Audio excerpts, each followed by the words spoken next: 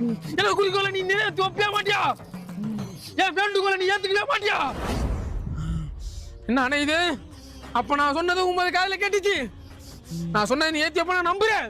ஏத்தி வைப்ப மக்களும் இந்த குடிய கிடைக்கிற சொந்தக்காரங்கிட்ட இருந்து மட்டும் என்னை எப்படியாவது காப்பாத்திர ஐயா.